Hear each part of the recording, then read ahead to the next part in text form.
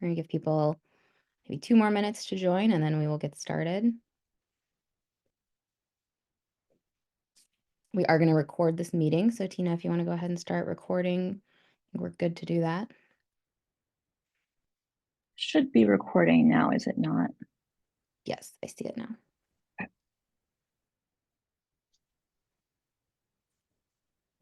So like I said, hi, I'm Melissa Meyer. I use she, her pronouns. I'm the communications manager here at the RTA. We're so happy to have you here for the Transit is the Answer Coalition meeting. Please stay on mute and go ahead and say hello in the chat if you can. Jessica Caves, our staff member who's going to be working in the chat there. Feel free to introduce yourself, your pronouns, your organization, your favorite transit stop or station if you'd like. For example, I really love the Prairie Crossing stop out in Lake County where 2 metro lines cross. We're going to get started in just a couple minutes. We'll give everyone a little bit of time to join, but we're thrilled to have such a big group joining us today to talk about transit.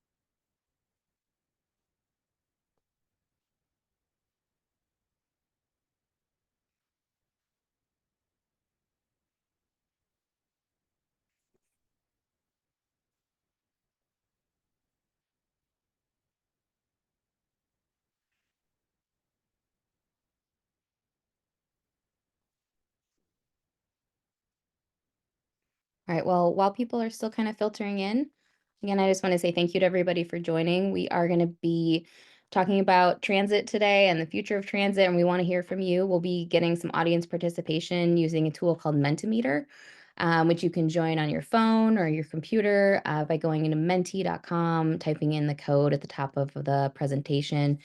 We'll share all that once we get to that part of the meeting. There'll also be time for you to ask questions of RTA leadership and time to talk in breakout groups. So we'll have a lot of time for audience participation. Please update your name if you'd like to rename yourself. You can also hit the closed captioning button if you need a written transcript. We will also be recording this meeting and posting it on our YouTube later for people to rewatch. I'm going to go ahead and get started as more people are filtering in, but thank you so much for everybody to be here. So this is the RTA's Transit is the Answer Coalition, and some of you may have with the RTA in this effort when we first started developing the strategic plan several years ago. But for many of you, this may be the first time that you're joining us. Either way, we're so glad that you're here. If you're not familiar, the RTA is the Regional Transportation Authority. We don't operate buses or trains, but we oversee financing and planning for CTA, Metra, and PACE. The RTA is required to create a strategic plan for our transit system every 5 years. And our most recent plan, it's called Transit is the Answer, was adopted 2 years ago this month. It was the most collaborative approach that we've ever taken to planning, and we're so happy to continue that collaboration through this coalition and get your input on important topics facing transit. So why are we here? I think we know that transit has been challenged like never before in the last 5 years. This is a time of great momentum and opportunity. Transit is facing a major operating funding gap when the COVID relief dollars run out next year. But we see this as a pivotal moment to invest in the system's future and improve reliability, safety, and frequency for all. We at the RTA know that we cannot solve these issues alone. So many people are passionate about not just preserving Chicago's transit system, but making it better. And we have a better chance of being successful when we all work together. So we hope that you'll bring that collaborative spirit to this meeting as we work to talk about these difficult issues with kindness and respect. A little bit about what we're going to be talking about here today.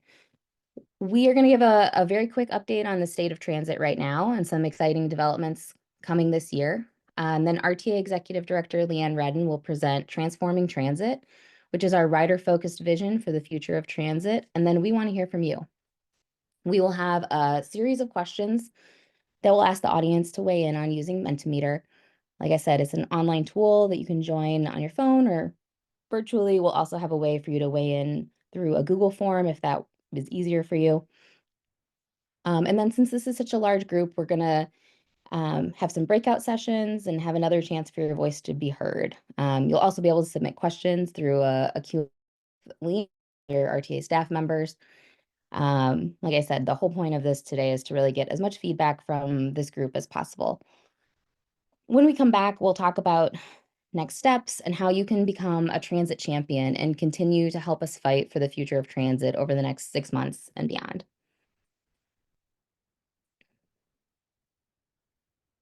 So, a little bit about where transit is today. In spite of the challenges, this is a very exciting time for transit. In 2024, ridership continued to grow at double-digit percentages for the third year in a row. More than 360 million rides were taken across the system. CTA, Metro, and Pace continued to make improvements like adding back service or bringing the amount of buses and trains either to the level they were before COVID or in many cases even beyond. They also debuted new options like expanding Pace Pulse, being responsive to rider needs, making riding the system easier than ever with changes like revamping Metro's fare structure, eliminating transfer fees between CTA and Pace, and more. All of the transit agencies are collaborating to launch a regional day pass later this spring that will allow riders to use all three transit agencies with one pass. We're also excited to celebrate a major step toward our goal of transitioning to a zero-emission bus fleet by 2040 with a major Illinois EPA grant that was announced just last week that will help CTA and PACE buy nearly 60 electric buses. Last month, the CTA also celebrated signing a funding agreement for nearly $2 billion in federal funding that will go toward the long-planned Red Line extension, which will move forward in coming years and expand transit access and equity on the South Side. So we've had a lot of successes and collaborations to be proud of in the last few years, and even more are planned for the future. But we also know that all of that is at risk if we don't find a funding solution soon. So I want to introduce some of the staff that's here. We have Kyle Whitehead and Rob Nash from our Department of Government Affairs, Malik Vaishnav from our Department of Planning, Capital Programming, and Tina Fassett-Smith, our Director of Communications. They will all be able to jump in and help answer questions from the group later in the meeting. But here I'm going to hand it off to our Executive Director, Leanne Redden, to tell you a little bit more about the RTA's plan. Thanks, Melissa, and welcome everybody. As Melissa said, I'm Leanne Redden. I'm the Executive Director of the RTA. So I'm going to jump in here and walk you through what we believe is our vision of transit for the future. And transforming transit is really based on years of engagement from riders, advocates, service boards, their staff, legislators, and groups like this. So it brings together many of the ideas that we've all been that we've shared publicly a lot around funding and reform. But this plan does so with more specificity and urgency than some of our previous public discussions. Our goal and the hope is that we build on this vision in the coming weeks and months and really refine and specifically add more detail to sort of this plan so that the system that we envision as adopted in transit is the answer, which is more safe, reliable, accessible public transit that connects people to opportunity, advances equity, and combats climate change, can truly become a reality in our region. So jumping to the next slide. But before I really dive in and lay out that vision, it is important that we remind people that, what is at stake right now if we fail to act in time. So transit is facing a $771 million funding gap when the COVID relief monies run out in 2026. If the General Assembly does not find a funding solution for us for the fiscal cliff by the end of this May legislative session, it's going to leave a 20% gap in our regional operating budget that begins in 2026. But that results in a 40% impact in service. In other words, a 40% cut in service. So we're really at a critical point. The General Assembly has the power to choose one of two very different paths for our region. And one is, if they fail to find a solution, we're going to have to begin planning for service cuts this summer and then immediately implement those cuts beginning in January 2026. And we foresee, as part of that, there's going to be a significant drop in ridership beginning immediately and continuing as service further continues to degrade. But the other path forward is one where we, as Melissa mentioned, the double-digit ridership growths and the plans for service improvements and expansion that the three operators are already beginning to implement, that they continue and we double down on this investment to really boost frequency, improve service across the system, and really give us the best chance to get back to those pre-COVID levels, ridership levels that we need, and really that the region and the taxpayers deserve. The General Assembly has the power to choose, one of these two very different paths in our region. And I think if we choose the right path, which is a significant investment, an investment of 1.5 billion in new annual funding, that'll allow, and that also allows the strengthened RTA to oversee region-wide minimum service standards that cut customer wait times as much as 50%. Our vision is that more frequent service across the system for all riders, regardless of whether you're in the city, the suburbs, whether you use CTA, Metro, or PACE. So next slide, please. But we've said from the beginning that any funding must come with reform. And while we've spoken about these areas of reform, we believe is necessary to achieve the outcome that riders have clearly expressed and want. We felt it's important that we lay out some examples of what and how more efficient, transparent, and accountable and a coordinated system might look like and how it would actually directly impact riders. So the RTA is proposing historic restructuring of the region's transit governance that maximizes the impact of new funding and ensures that all riders can access a reliable and integrated transit network. So rather than distributing some of these key responsibilities across all the agencies as it is done today, the RTA's proposed reforms would result in one agency, the RTA, being accountable to riders and legislators on the most important system-wide issues that we talk about a lot: fares, service quality, and capital investment. But what does that really look like if we're talking about it in terms of our transit vision? So a strengthened RTA would set regional fare policy and lead joint procurement with CTA, Metro, and PACE in the future to develop the next generation of universal fare payment system. Additionally, the RTA will house a rider hub for all fare programs and customer service issues, ensuring that all riders have access to simple and easy to understand fares and integrated information across all stations and stops. So, for example, in addition to getting automated and accurate arrival times for trains at a station, you would also get information for the nearest bus routes at that station, regardless of who's operating them. A strengthened RTA would establish transit service standards that would also allow everyone to better understand the frequency and scope of transit that should be available in their communities.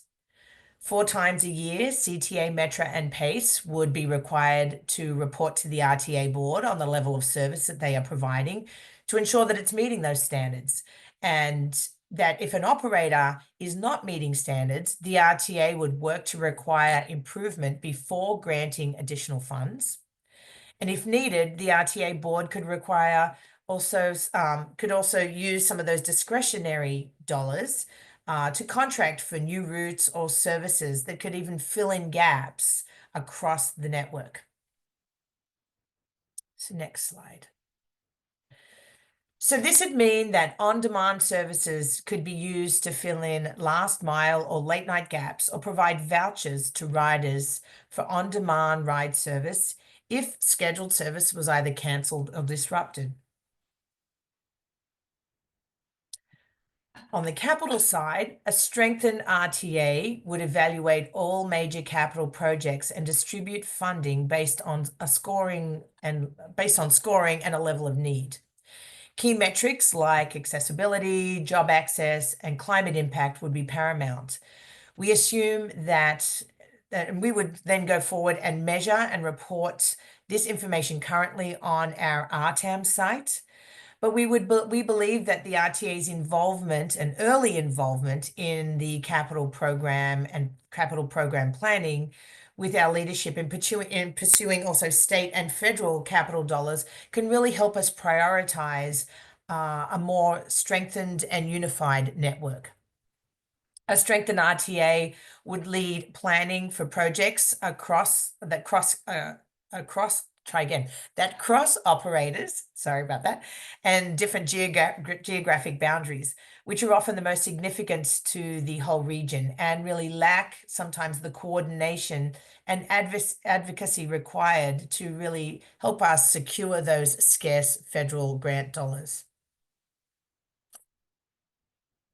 Public safety and perception of personal security are ongoing concerns, and we know they need to continue to be addressed. Our desire is to see that state funding and support for additional police and social services across the transit system was added to our 2025 legislative agenda. And you may be aware of that. We've talked about this quite a bit. But we also know that frequency and reliability of service play a large role in making transit safer. So one of the parts of the transit trip where riders have told us they most often feel unsafe is when they're waiting for a bus or train to arrive. And so with frequent service everywhere, riders will be able to experience shorter and more predictable wait times and thus safer trips. RTA is tracking key safety performance measures that the service boards are required to report on monthly. And we led a station activation program pilot last year as well. Additionally, we're supportive of investing in solutions that improve the rider experience, such as a team of transit ambassadors to help riders to address rider concerns and needs across the system. Duties could include helping riders navigate the system, responding to code of conduct issues such as smoking, and connecting people with social service support. It was encouraging to see that organized labor included in this concept in their recent proposal released last week. And we're going to continue to advocate and advance these conversations in Springfield as well. Our vision includes a plan that makes the system more efficient as well. And this ties directly to the resolution we will consider later in today's agenda. The funding and reform described in our vision must come with the ability for the RTA to track progress and enforcement mechanisms that we don't possess today that will allow us to institute changes and improvements when needed.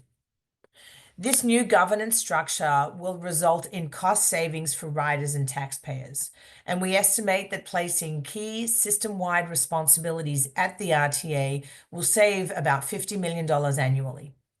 We're proposing a 10% system-wide fare increase to account for inflation and rising operating costs that will generate over 50 million in annual revenues. And that should be included in the mix of state and local funding needed to solve our challenges. To be clear, this increase is contingent on the system getting the full 1.5 billion in funding and seeing the frequency of service increase before any fare increases are introduced. To ensure all riders in the region experiencing low incomes are not overly burdened by any fare increase, we're asking the legislature to fully fund and expand the Access Reduced Fare program, currently piloted and only available to Metro riders.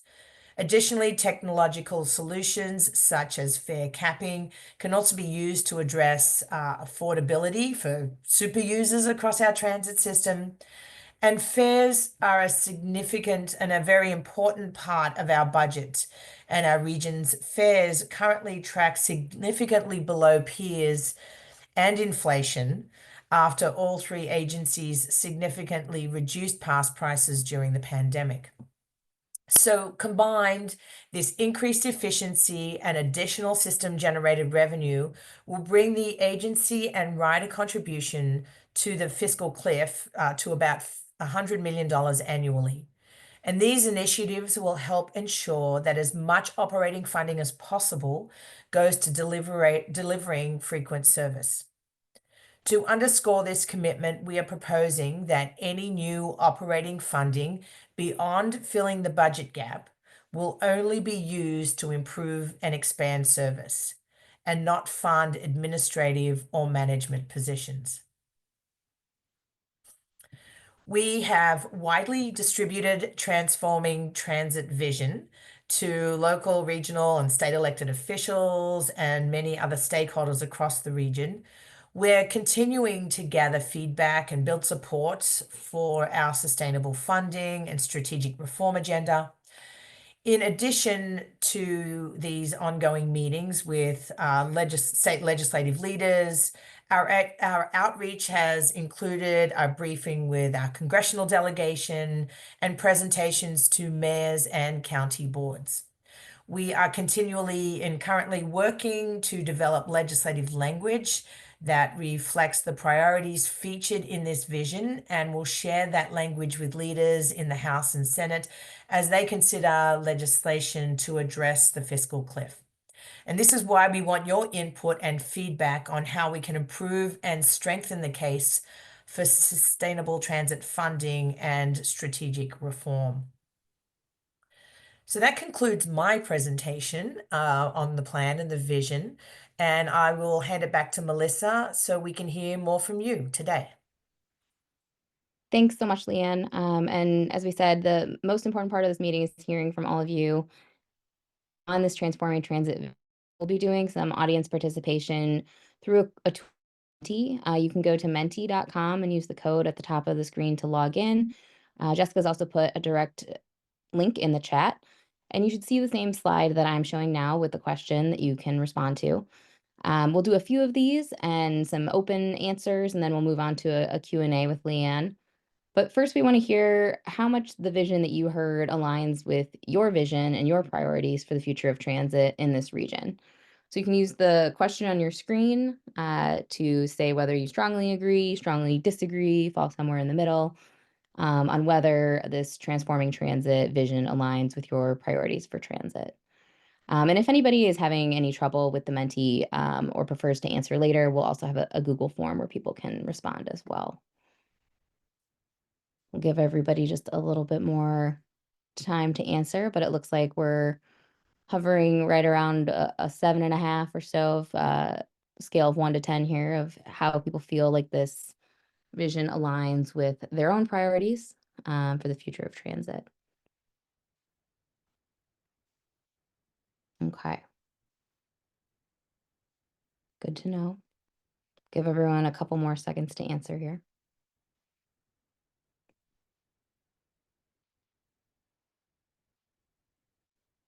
All right, we're going to ask one more question like that. So if the state enacted this vision, do you think that the transit system would be more accountable and reliable for riders? And you can put strongly agree, strongly disagree on a scale of 1 to 10.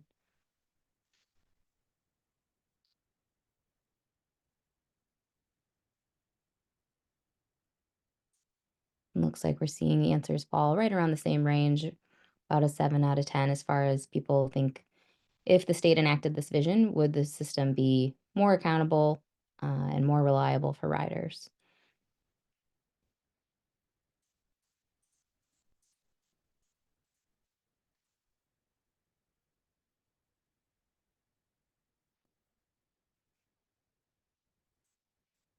Okay.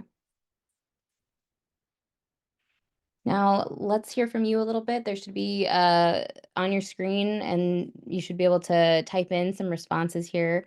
We're asking, what are you most excited to see in the vision? What resonates with you most?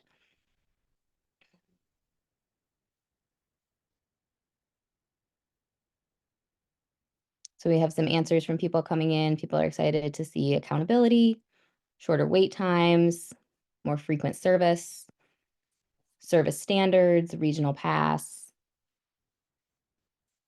increased service. Can scroll through these a bit. More frequency, more reliability, pass, unified fares, more oversight, easier payment structures, reliable wait times, better fare integration across the agencies, among service boards to provide a more efficient experience for riders, better coordination, better frequency, continued control, cleaner stations, expanding Metro's access pass,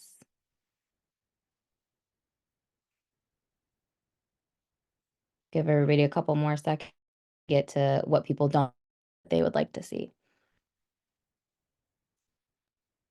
Reduced bureaucracy, expansion of fare programs, regional coordination, access expansion. So a lot of good things that people are excited for. Looks like we've got about 84 responses. That's really great.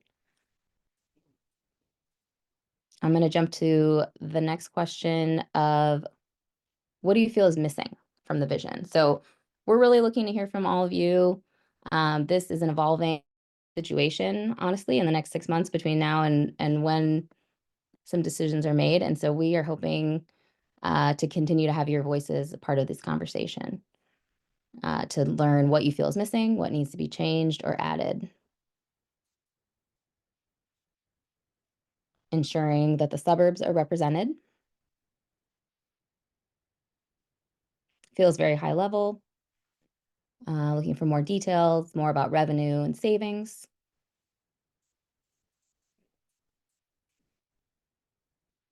More on money from the federal government and the state. Some people saying reduction of overlapping service between CTA and PACE. More details.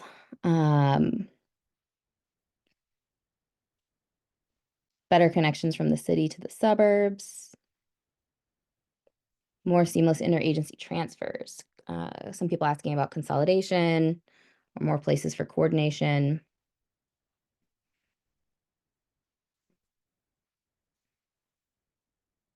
Plan to address service deserts in suburban areas and suburb to suburb transportation that's missing from the system. Clarity on how agencies will plan, schedule, and coordinate together. More on the role of IDOT, more about revenues and savings.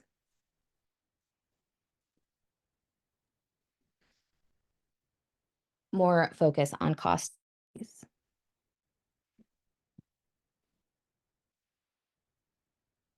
One ticket for all service. And where is the money going to come from?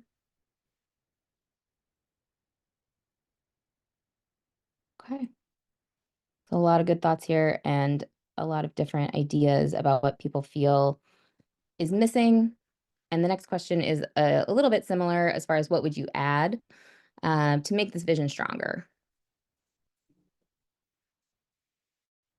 This is our last question for the group, but we're going to get into a different format of questions in just a minute. But we want to hear from you about, what would you add to make things stronger? Consolidation and expansion of lines. How to pay for it without burdening taxpayers. Governance board consolidation.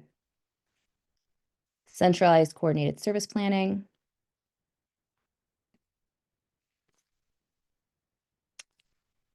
Focus on scheduling alignment between and within agencies.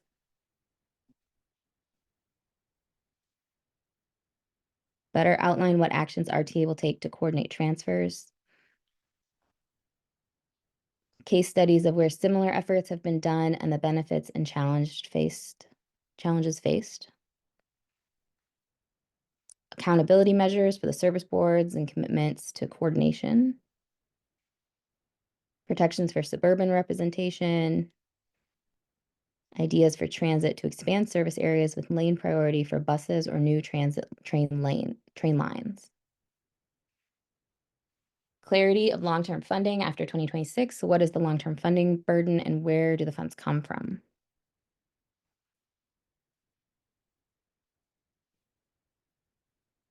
More proactive role in supporting ETOD and transit supportive land use and development through clearer authorities or programs. More specificity on the organization structure, consolidation, more cost savings.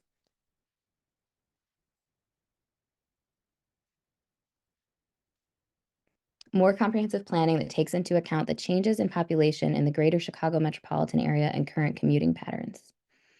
We'll have a lot of great ideas. Thank you.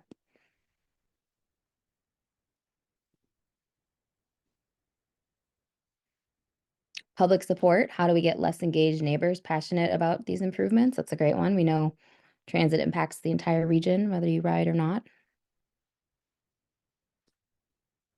Clear timelines and accountability toward those timelines. A full outline of congestion pricing proposal. Safety plan.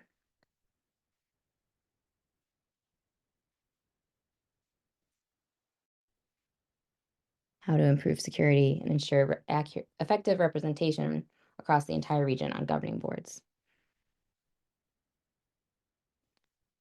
I think we've gotten a lot of really great ideas from the audience on all of these, and I really appreciate that. We also have a Google form that we can share if you'd like to respond later or add more thoughts as they come to you. If you were not able to get the Menti working during the meeting, that's totally fine. I'm also going to hand things over to Kyle Whitehead to moderate a Q&A session with Leanne on this and get into some of the answers to some of these questions. On the next slide, you're going to be able to submit questions. And we have a couple questions that we received from people in advance as well. We asked people to submit before the meeting. So I'm going to go ahead and go to the next slide where you'll be able to submit questions and Kyle and Leanne can take it from here. Thanks, Melissa. And thanks everybody for joining us. Kyle Whitehead with the RTA Government Affairs team. Really excited to see a lot of familiar faces in the room. As Melissa was saying, if you are able to use the Menti tool, please go ahead and start submitting questions. We have a team of folks who are reviewing those questions and setting up a queue so we can have a good back and forth with Leanne here. If you're having trouble using the Menti tool, you also can just put your question right in the chat. My colleague Kendra will be grabbing those questions and putting them into the Menti queue. So if you're having trouble, just go ahead and use the chat. Before you bring Leanne back in, first, I just want to say thank you and acknowledge the state legislators who are joining us today. Obviously, they are at the center of this issue right now, working hard to help support the public transit system. So thank you to Senator Villavalum, Senator Hunter, Representative Harper, Representative Reich, Representative Duter, Representative Hansen. Thanks so much to all of you for joining us. If I'm missing somebody, I'm sorry. Please say hi in the chat. I also know that we have several local elected officials joining us and lots of staff from the federal, state, and local level who work with our team often. Really appreciate you joining us and your continued support and input on all the challenges and opportunities the system is facing. All right, let me just pull up the queue and we can get started, Leanne. I know one question we got in advance, and it's one that our team gets often, is what is RTA's position on revenue options? Does all of the money need to come from the state? How can we provide some more specificity on the revenue side, Leanne? I'm sorry, Kyle, to interrupt. That's not the question that we're seeing on the screen. The screen says the cliff projections. So maybe you want to address that. Just to jump in, it says question 3 and 4. So I think there's question 1, 2, 3. So Okay, well we can address this one as well.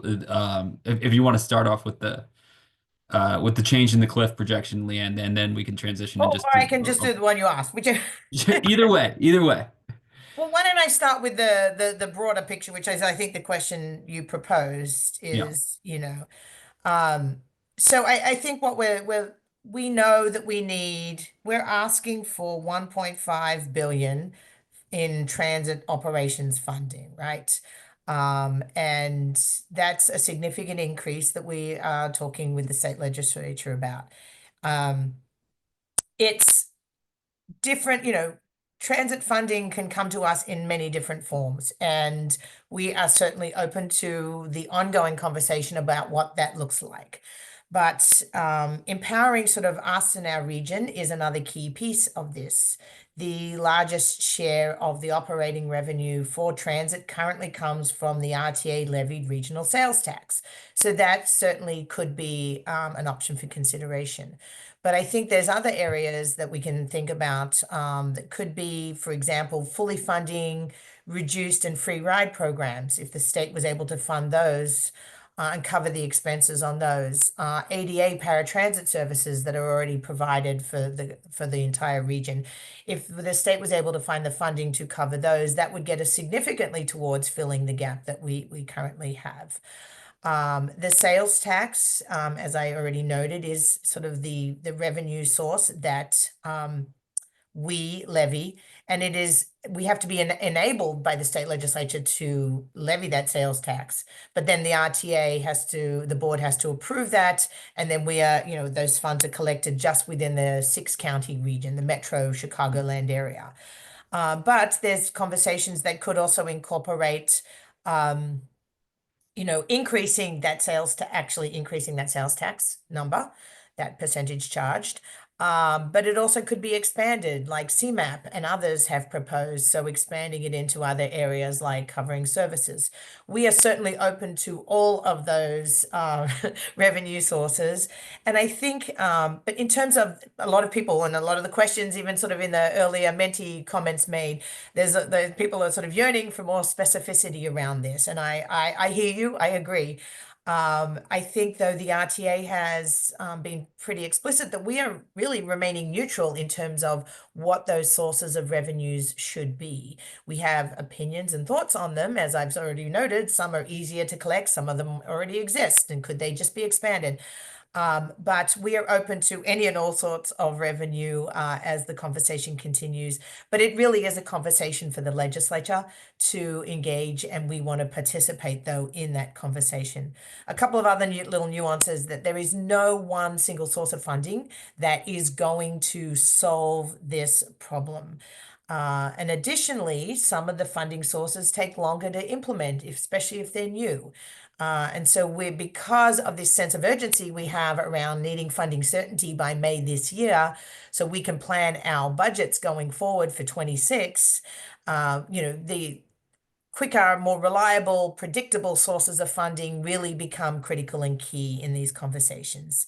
And that's we are open to additional conversations about other sources of revenue, things that we haven't tapped in this region. Could there be fees or charges associated that would actually also drive people to ride transit? For example, prioritization of tolls or fees on parking or the tollway system, for example. And all of those, coupled with the investment of monies to provide the additional services around the region, really start to partner up and sort of marry together to create a more vibrant transit network. So I think that's I could talk about this for half an hour, but that's probably enough for now. Yeah, that's great. Why don't we address this question? I think this is relatively straightforward. We have a question about the change in the cliff number in our Yeah. most recent budget. Can you explain that, Leanne? So that budget number came out, or that cliff number was the first one we estimated, sort of coming out on the back of COVID. And as anyone bought milk or eggs or anything lately, prices go up and costs go up. And this is just really Another example of, a few years down the road, while we've identified other savings areas and improvements, ways to continue to stretch out our sources of revenue, the number has gone up. And so it's just a practical example of just standard inflation and cost increases over time because of the inflationary effect. Great. Next question. What about the other proposals? We know RTAs is not the only one out there. This person is asking, how does the RTA plan compare to the MMA Act? How about the labor bill that was released last week? Yeah. Oh, I like this question because I think it's let me just start with by saying that a couple of things. I'm super excited and encouraged that people care and are with us on wanting to fix the transit challenges that we're facing. Within these two very different bills that are already out there, we do also see some overlap and some, this focus and support for not just the transit system as whole, but for increased funding for the transit system and reform for the transit system. And they're things that we're 100% behind it all. I think in terms of some specificity, some initial thoughts with the labor bill that came out last week, I think it was just last week, right? Some of the reforms that they are proposing, I think, are very much in alignment with what we've been talking and thinking about. RTA, increased accountability and responsibility and consolidation of some of those at the RTA on fares and service standards. Also, as importantly, holding the region, but through the RTA, holding us accountable to those services and those investments and those improvements. So I think that there's some key areas where I think that there's some similarities. Obviously, Labor has a stronger focus and a lens that they're looking through in terms of labor and how that interacts with the service boards. That's something that they have greater insights in than sort of some of the other legislation that's out there. On the MMA side, I think let me just say that we at the RTA and the three service boards have been pretty explicit that we don't support full consolidation of the four agencies into one sort of mega agency. Though we do believe that there is reform needed and that consolidation in certain specific areas that I laid out in my presentation. So across sort of the fares, the service standards and capital, for example, they are core areas where we should consolidate aspects of our responsibilities to the RTA and really believe that those consolidation of functions will really get us to sort of rider outcomes and not consolidation for the sake of consolidation. Really focused rider outcome activities is what we've kind of put our efforts in. And what I think sort of the flip side of, that and sort of the proposal that the MMA is talking about sort of this full consolidation into one mega agency, we actually think that the opposite outcome could be very real, that, there actually could be less accountability because you're rolling up so much into one sort of mega agency and it dilutes actually accountability across the transit operators. And so that's just some of the similarities, but then some of the maybe differences too across the bills. Great, thanks. There's a couple questions along the lines of this next one I'm popping up here, and I know this is also a question our GA team gets often. Why isn't RTA fully exercising the authority it already has? Is all of this reform really necessary to allow us to do the things we're saying we want to do in the vision? So, I eat, sleep, and drink this stuff on a daily basis and have been doing this for quite some time now. And I think, the law does not empower the RTA with really that clear authority and importantly, enforcement across some of these key areas that we are very specifically proposing to make changes and governance reforms on.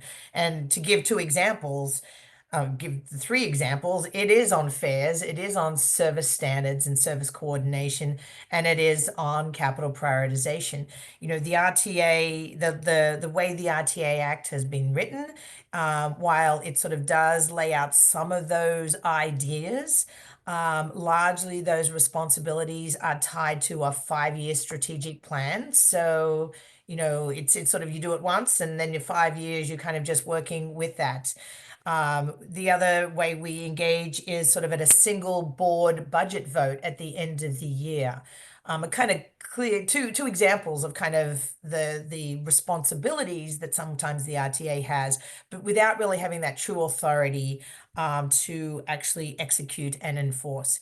And I think what we're trying to do is change the governance structure with a stronger focus, wider outcome focused, that engages the RTA upfront and more proactively, and even tying monies to those responsibilities so we can both be engaging on the front end of those conversations and guiding the three operators as they plan service, and more importantly, have them coming back in and being accountable to us on a quarterly basis throughout a year if and when there might be challenges or issues that we need to address. So I think there's sort of the act touches on some of these things, but it really lacks that clarity and that specific authority to enforce.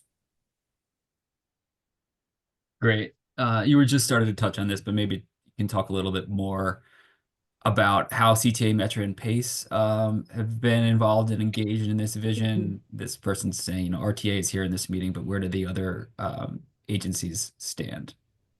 So I think, as we said in our presentation, and we've been saying a lot publicly, we have been talking about these topics, these outcomes, for quite some time, trying to get to some more specificity around that. We have regular conversations with the service boards, both at the staff level and even at my level, at the ED level. We sit down and we kind of work through these things. Now, I will say that there's aspects that, you know, the three operators might have a slightly nuanced or differing opinion on, but there certainly is, I think, some coalescing around these core key themes that we recognize that some reform in these areas need to happen, and that the RTA leadership in that space is, and the RTA is probably best poised to advance some of those areas. You know, and we'll continue to work with them as we continue to work with you to get further feedback and refinement in this. And I think further down in this, we're going to talk a little bit about a resolution that we're looking well, we'll be talking about the resolution that the RTA board put forward, asking for the three service boards to come back to us with a lot more specificity around the actual line items for efficiencies and better coordination activities, both in terms of what kind of services we're going to get if we got a $1.5 billion investment versus the downside of if we fail, if the legislature fails to take action and we're faced with this fiscal cliff, what kind of serious service cuts and fare increases that this region will have to face. And so that's all coming up and coming before our board in March. And we will be certainly sharing a lot more on what that's looking like going forward. Great. Now, next question, I think is just personally my favorite topic. Prioritizing transit on the street and addressing roadway design. How will RTA work with IDOT district offices and local departments of transportation to try to make sure that buses and transit vehicles have priority on the street? Yeah, I think one of the areas that the plan does start to talk about is how do we better integrate ourselves into those conversations, and sort of some of that can be and more clearly articulating sort of roles and responsibilities in the planning space, getting RTA more engaged on the front end, and having the act more clearly define that role and responsibilities to work with local DOTs. So we are thinking about better bus integration across systems, for example. I mean, that's been a key conversation over the past year or so. How do we better and work with our highway agencies to better integrate transit into that system. But then I think funding comes into it a lot too. And how are we prioritizing, not just as a region, but as a state, transit funding into the broader transportation network? And we are certainly wanting to continue that conversation at the state level about how that integration happens and the funding better happens with IDOT. Great. We have another revenue question here, and I know there's lots of numbers thrown around, and they're often very large. It's hard for a rider, a regular person to understand, right? So this person's asking, how can we put some of those numbers into context, particularly the cliff number and the $1.5 billion number, and what does that mean for the region's overall budget and the budgets of the service boards? Yeah, so the current cliff represents about 20% of the region's operating budget. That's still a significant number. And as we've said, that translates to, if we aren't able to fill that, that translates to a need to cut 40% of the services across the region as well. The flip side, which is essentially doubling that investment into the transit system, really allows us to add about 40% of service, that service that we envision, that I talked about at the front end of my presentation. So basically halving wait times across the entire region, regardless whether you're in the city or in the outer suburban areas. And that really begins to, again, it's about a 40% increase in the operating budgets of the three service boards. I don't know if Malik or Robin, I know we've got some of the other team here, if they wanted to add anything to that, but I mean, I think that's Yeah. what it looks like. And then I know that the region as a whole, it's not just CTA has been underfunded for decades. The entire transit system has really been underfunded since the day it was created. The region and the structure that we have was created, and that's really what presents most of the challenges for the three service boards in terms of how can they do better coordination and how can they provide better services. Fundamentally, it comes down to that there's just not enough money to do the things that we all want to do, and money does really alleviate a lot of the challenges and the issues that we're facing. Thanks, Ian. I would just add, this is Maulik. In terms of the numbers, obviously 1.5 billion and escalation of costs and things start to look really large, but in terms of service hours, it is visionary to go in this direction after having seen major cuts after the 2008 legislation. So that has been a big part of our strategy to make sure those mistakes are not repeated. With questions like sales tax funding is impacted by economy, that in turn impacts what the state ends up funding. But even the amount of service that the region had back in the late 90s would be comparable to the growth we would see, which would be really exciting to go in a period of expansion instead of continued contraction of our services. Thanks, Malik. Next question, Leanne. Can we depend on more or less federal transportation support? Obviously, there's a flurry of news coming out of DC these days, including lots of transportation and transit-specific news. I know you're in a leadership position with APTA, the National Transit Industry Association, so you're right at the center of a lot of these conversations. What does it mean for the transit system, and how might the administration and Congress's actions affect us? So I think there is some uncertainty right now. But as I think if anybody has been watching the almost overwhelming amount of information coming at us all, monies are still flowing, and there is still a federal process. I don't think it's reasonable for us to expect a significant amount of more money coming to, public transportation. And that's not just a Chicago issue or our region issue, that's a national issue right now. And that's just to give people some clarity around that too. The federal government does not provide funding for transit operations. The COVID relief monies was a unique scenario whereby they recognized the role, the value, and importance of the transit network across the country and made those investments to keep the transit system operating across large and small communities in our nation. And so I think that that's a point of clarification. The federal monies tend to be are largely focused on capital investment. And some of those monies, most of those monies are actually formula driven. And so those dynamics don't necessarily change. There are significant amounts of grant projects, though, that grant funding, I should say, that the three operators go after. We're going to continue to just watch and monitor. The courts have intervened and sort of put stays on some of the more immediate or the more recent executive orders that have been sort of announced. And I think there's going to be that's all going to play out. But I can assure people that as of now, the monies are still flowing. Next question, going back to service. So CTA and PACE are both doing their own bus network. Redesign concepts right now. The Red Line extension has some linkage with Metro Electric service. What is RTA's plan moving forward for bringing cohesion to the network?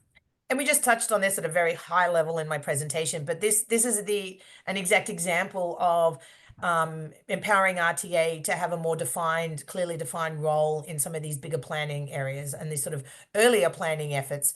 So areas where it crosses jurisdictional boundaries, that the RTA, the regional entity, would be responsible for leading and coordinating those projects. And that work. And that's not to say that the service boards would absolutely be all engaged in those, but we would all be engaged, but it would be taking a regional approach initially to tease out and tackle some of those kind of jurisdictional questions, those overlapping questions. And that can happen in some of these big kind of future expansion project ideas, but it also can be useful in terms of these service standards and service coordination planning efforts that the RTA wants to undertake. That in a perfect scenario, and I think there has been a lot of coordination across PACE and CTA, but, empowering the RTA or the regional entity to actually lead that work, I think makes more sense. And then freeing up essentially the three operators to actually focus their efforts on actually just then delivering the services. Malik, did you want to add I to can jump in quickly. Yes, as Leanne mentioned, obviously the reform would make it easier to come in at the front end. But we have a planning group of regional coordination. There's a lot of coordination that happens right now. Some of it sort of frankly goes unnoticed at times. But as schedules change every few months, our teams work together. We have an expanding interagency signage program, so that inherently gives RTA a lot of access before the public on how the schedules may change. But just given how these processes are set up operationally, things happen really quickly in terms of the tweaks and changes that happen every few months. And it's important to let the service boards continue to do the parts of working with their unions and other components where a regional agency wouldn't have that big of a role. They're best positioned to do it. But then when it comes to the rider's experience being seamless, we will continue to step in and expand that further. Great. I think we're going to do one more question with Leanne and then go into breakout groups where everybody will have a chance to continue the conversation. And as mentioned, there'll be an online form where you can ask additional questions, and our team is always available. I know we also have a large queue of questions here, some of which we have not been able to get to. There's questions about how would RTA enforce accountability? How can we make sure that there's enough public input for operations? So we are logging all of those questions, and we'll have a follow-up blog and some follow-up materials that we'll be sharing where we will try to answer each of the questions we haven't been able to get to as best we can. So look out for those materials. But I really love this as a final question. So much of the work our team does is trying to organize and activate people who support the transit system. And that's really the reason we're here today, right? Bring people together to stand up for transit and make sure we get the sustainable funding and strategic reform we need this session so that we don't have to start planning for cuts. So what next steps and actions do we want to see from riders and from the public, Leanne? Well, first of all, like Kyle mentioned, stay involved in these kinds of conversations and lend your voice and participation. Encourage friends and family. And I don't mean that sarcastically. I mean that in all seriousness, talking, I think it was a comment in one of the earlier things, how do I get my neighbors who don't care about this to actually pay attention? And so, using information that we have, and happy to refine that for you even further. So you've got sort of the cocktail party or soon in the spring barbecue talking points kind of thing. But we encourage you to talk to your legislators directly, and talk to them about why you think this is important, and even how you think this should be funded and supported, and stay engaged. I think that is the key thing. Kyle, if you wanted to add anything else. Yeah, Jessica just shared a new form that our team has started to circulate. So this is sign up to be a transit champion form. If you want to do some of the things that Leanne referenced, like sharing content about this issue on social media, joining a meeting with your legislators, maybe we would organize a group of constituents to meet with their legislator on this topic, sign a letter to the editor, write an op-ed. If you fill out that form, we can, map you to a legislative district and provide you with the support and resources you need. I know sometimes it's daunting to even just pick up the phone, to call a legislative office, but we're here to help. So if you want to get involved and support the transit system, please fill out that form. I know we're also working on some opportunities for some email and online digital advocacy campaigns, particularly as the session moves forward, and we hopefully get closer to legislative action on the transit issue. So there will be lots of opportunities for riders to speak out in support of funding and reform, and we will make sure to share those opportunities with you, not just during this meeting, but over the next several months. So yeah, please stay tuned to the RTA newsletter and blog and our social media platforms for more opportunities. Thank you, Leanne. We're going to transition into breakout groups now. So hopefully this is a chance for some more back and forth and dialogue that we just can't do in this larger group as one session. So each group will be moderated, facilitated, and by RTA staff who are very familiar with the vision and working to implement it, and really want to hear from you about how it could be improved, and how we can work together to support the system. So please speak up during these breakout groups, share your thoughts, be respectful of everybody's time. We want to try to hear from as many people as possible in these groups. As I mentioned, there will be a facilitator and a note taker to capture all of your feedback, and we will summarize that feedback and respond to it as needed in some follow-up communications that will be coming your way in the next couple of weeks. We have about 20 minutes for this breakout exercise, and we will get, I think, a heads up as time is winding down. You'll be randomly assigned to a breakout group that will include an RTA facilitator and an RTA note taker. There will be one person sitting back here in the main room, so if you're having trouble joining a group or you get kicked out or you need this person, Ray from our great consultant Daylight will be here to help you with whatever you need. But for now, I think we can initiate the breakouts and continue the conversation there.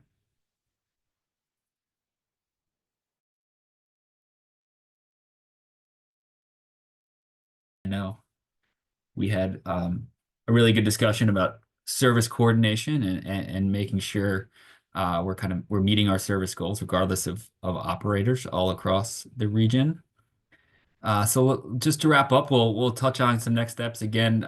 If there are questions or comments you didn't have an opportunity to share in the breakout, or during the course of this meeting, Jessica just put into the chat this Google feedback form where you can provide additional feedback, and we'll follow up as needed with any outstanding questions. The next few months will be really critical for the transit conversation, and we expect things to be a bit in flux as different stakeholders in the region and in Springfield work together and really dive into the details about a plan for the future of the transit system.